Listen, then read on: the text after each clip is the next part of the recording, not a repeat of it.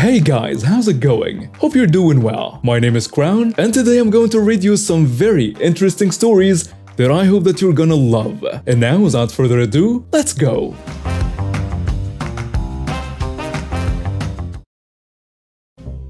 This happened a few years ago before COVID-19.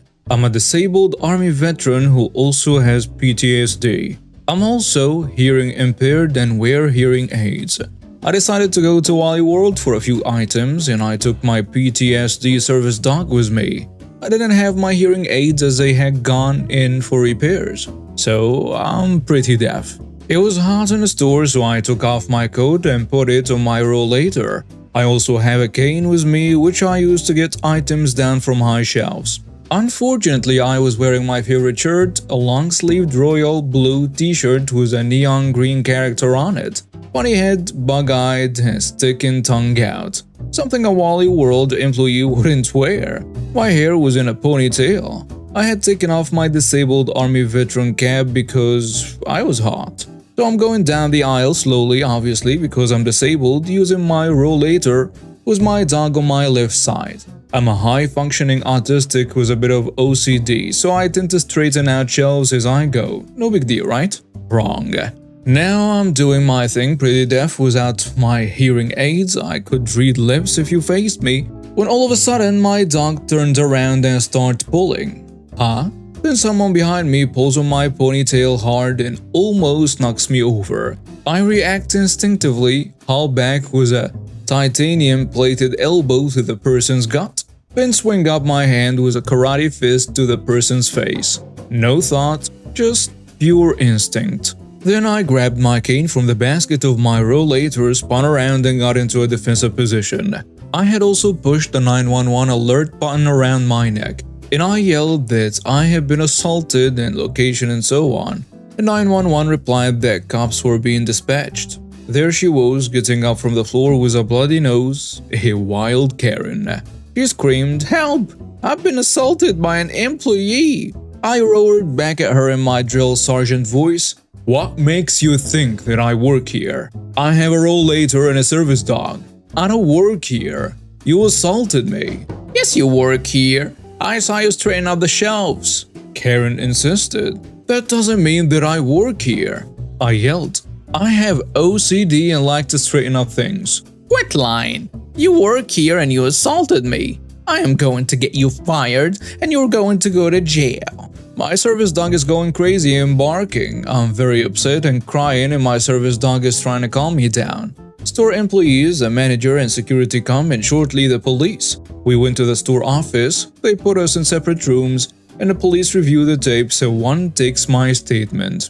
A nice female store employee is with me in a room because I'm crying and very upset. The security and police finish reviewing the camera footage and ask me if I want to press charges, and I definitely say yes. Karen gets upset by this, kicks the police and resists arrest, and I find out that this is not her first offense of harassing and assaulting customers or employees. So she will be serving some long jail time. I get a $250 gift card from the store, my service dog gets several bags of treats from the store as well, and I get profuse apologies from the store manager. Me 1, Karen 0.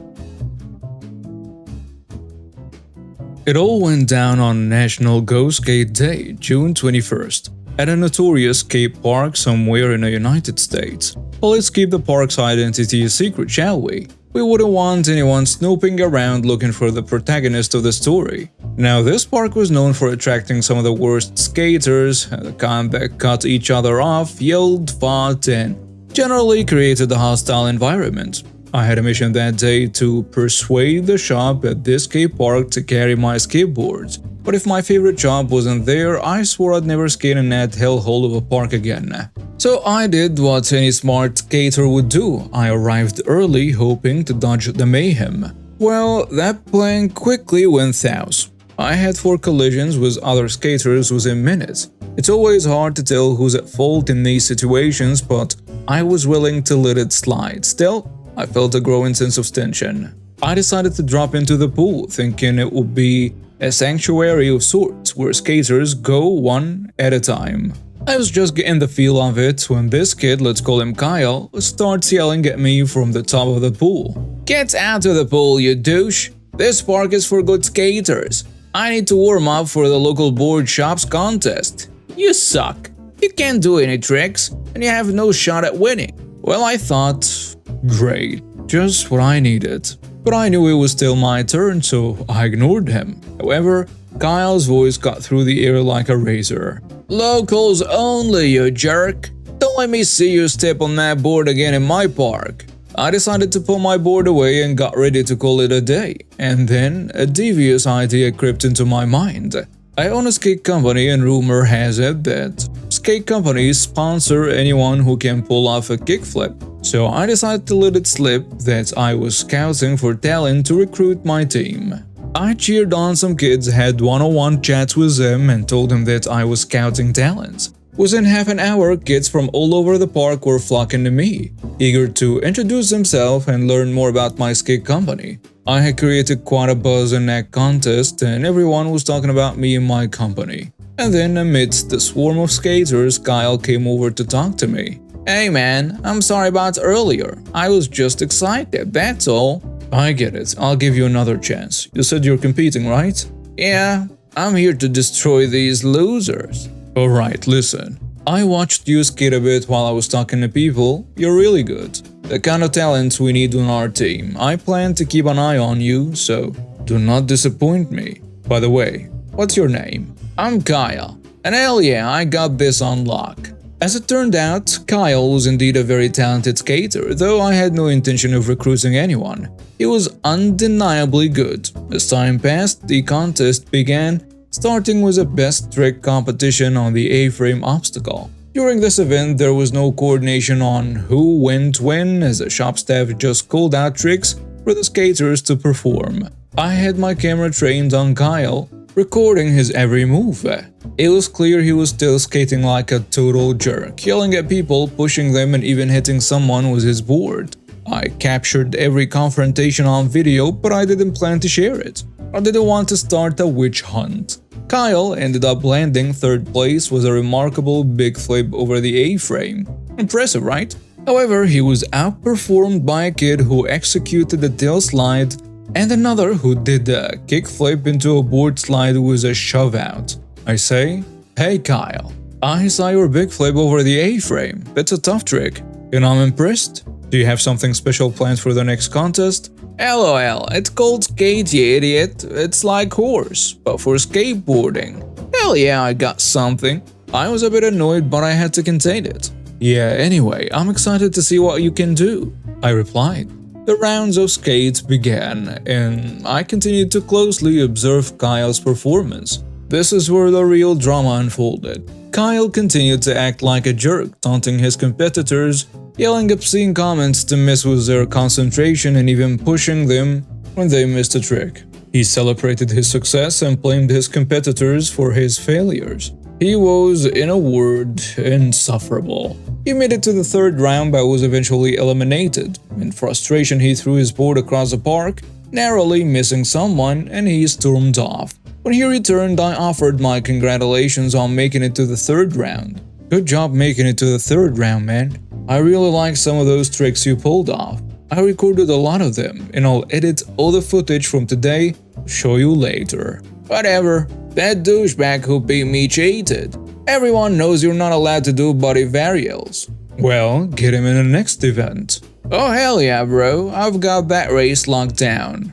His way of speaking, littered with cuss words, grated on my nerves. I could tell he sensed my annoyance, attributing it to his loss. The next event was a simple race around the park, with the best time winning. Kyle, however, wasn't even close to being a contender. He was slow, had poor form, and seemed weighed down by the pressure I was heaping on him. He even shoved his way to be one of the first to go, only to watch in dismay as a group of skaters outperformed him. Whenever someone appeared to be doing better than him, Kyle started yelling and screaming, even throwing sand onto the course, for reasons known only to him. I decided to give him an easy out, a plausible excuse for his poor performance. "Hey, it looks like you need new bearings. You were losing speed consistently, but your form was great. Yeah, but my mom's being a pain and won't replace these terrible bearings. Screw her. Well, listen, man. I've got to grab something real quick. A company emergency. Will you be here in about an hour when I get back? Of course, dude. Was that I left for lunch and during my absence, I noticed an empty deck in my car. Perfect for my next move. Upon my return, I signaled Kyle to come over. Oh, no way! Is that for me? Did I get the spot? Hey, yeah, but first, come watch this video.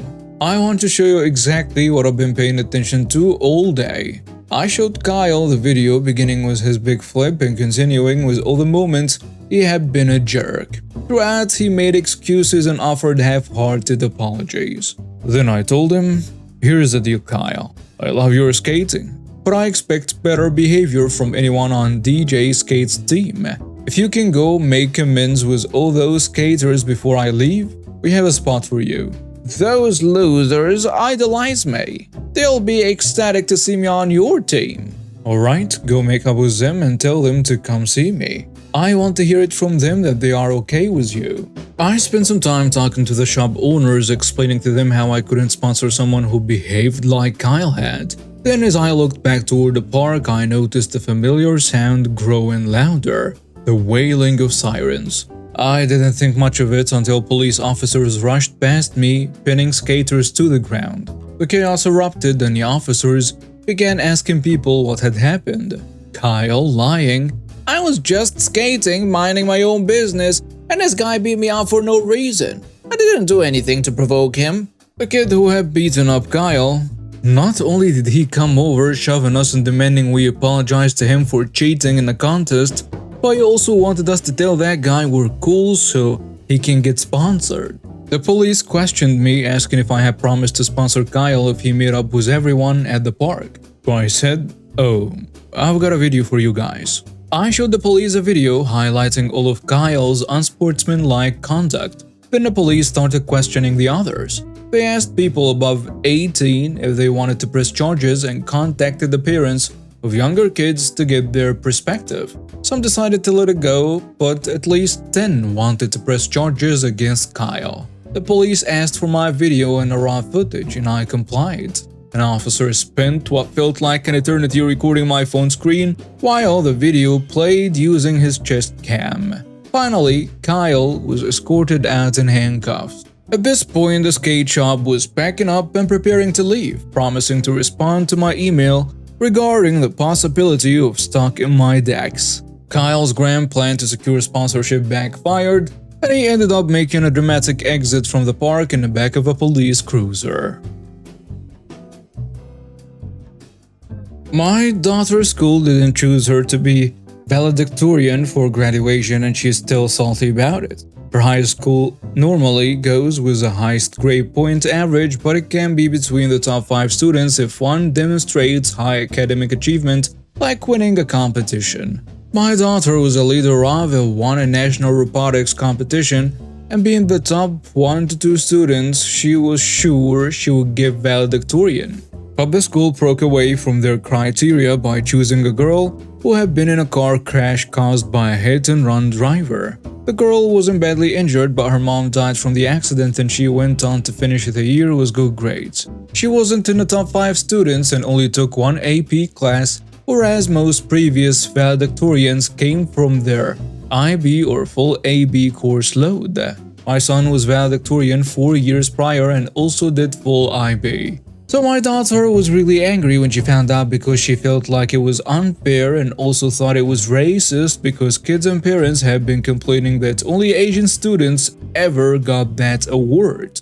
According to her, the last 80 years it was always an Asian who had won, and while my daughter is half Asian, so is my son. The school was trying to find a non-Asian to appease the families. She said she would have been okay with the other 5 top students winning, but to give it to someone with just above average grades when the criteria was about academics made her feel like she and the other 5, which according to her were all Asians, were discriminated against. I don't know if this is true, and I understand why it's unfair and even agree with it to an extent, but the girl lost her mother and still finished the year with good grades. That should be recognized. Also, the valedictorian had been made public, and if my daughter tried to get it overturned, it would make her look like a sore loser. I did explain all this to her and told her she was going to MIT already with a partial scholarship, and everyone knew she was smart, so she needs to accept that sometimes not everything will happen as she wishes.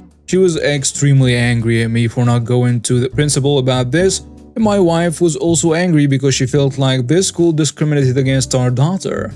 She's now in her first semester at MIT, and while she likes it, she says most people in her classes were valedictorians in their high schools, and she feels like she was robbed when she worked so hard for it. I thought she would forget it, but she seems to still be angry about it and not as close to me as before. Am I the jerk for not talking to her school about this when I could? And now some comments on a post. Someone saying, "Nobody's in the wrong. Your daughter earned it, and it sucks that she didn't get this honor. That being said, what do? Make a scene to strip a car crash survivor of the honor and face a public backlash? The optics are horrible. In fact, the backlash you and your daughter will get will be remembered long after the graduation, while the other student being valedictorian will likely not. Your daughter mentions many other kids at MIT were valedictorians and she feels cheated. But MIT doesn't grade you based on your prior status as valedictorian, it's what you do in class. This honor will not change her application status. She was already admitted to MIT, congrats by the way, and how she does it MIT will have nothing to do with the title of valedictorian. I wouldn't blame her for being upset, but you are not to blame for trying to save your daughter from the grief of being a bad loser, even though she obviously is not. If it helps, you can discuss with the school how unfair this was as a policy matter. They could have made both of them make a speech or something like that. It may have been discrimination, and it wouldn't be unwarranted to bring it up without needing to embarrass the survivor or your daughter or your entire family. Another commenter adds, "What could you have done? The only thing would have been to try to make such a big nuisance of yourself publicly and internally that they give in just to make the headache go away. I doubt it would work. And as you recognized, you ribbon the award away from this poor girl who lost her mother and still pulled through the school year. Wouldn't be surprised if that ended up making national news, since it would certainly play to the reader's emotions, not the jerk. For one thing, it's just one of many times life will show her that even if you do everything right, life won't go as you please, but that she also should be thankful for what she has and be happy for others, especially since the other girl had a really tough thing happening to her and her circumstances were more difficult and she still achieved something great. Your daughter is still valedictorian whether she gives that speech or not. And for another, she's in MIT. Nobody is going to care about whether she was valedictorian. They are going to look at her college performance. Whether or not she goes to graduate school, when she enters the workforce a few years down the line, nobody is going to care about her going to MIT. Once you've worked a few years, your performance is what employers care about. A third commenter goes with, "Not the jerk. A situation like that, where you and your daughter tried to strip a girl who survived a car crash and parental loss of the title, absolutely would have made the news and gone viral. I'm a PR professional and former journalist, so my prediction on how it would have gone down? Badly. Really badly for her. She'd get no public sympathy when it became known she'd already been accepted to MIT. The perception, fairly or unfairly, would be, what more does this kid want? And on the heels of the Supreme Court dismantling affirmative action, your family/she would have also been exposed to racist abuse online. There's literally no way a fight like that does anything for your daughter's future, because if she's pushed it, sure, she might have gotten the title, but she'd have lost so many opportunities. Maybe if you explained it to her in these terms, she'll see why it was smart to hold your peace. Does it suck that school deviated from its usual procedures? Yes. Was she robbed? Likely. Is your wife right about the racism angle? also likely and in no way excusable by the school district. She's allowed to be disappointed, your wife too. Validate bets, and it sounds like you did. Is it a lesson in what it's like to be a working adult, where you see people less skilled than you being promoted? Absolutely. And honestly, in this case, she could also learn to be happy for people less fortunate than her when something good happens to them. She can be both disappointed she didn't get it, but happy for the other girl. She's got a bright future ahead of her, and in 5 years, no one's going to remember it. Have your daughter focus on graduating summa cum laude. It's much more impressive on a resume than high school valedictorian, which most employers know has wildly different definitions across the country. And now we have reached the end of today's stories. Thank you for watching and see you next time.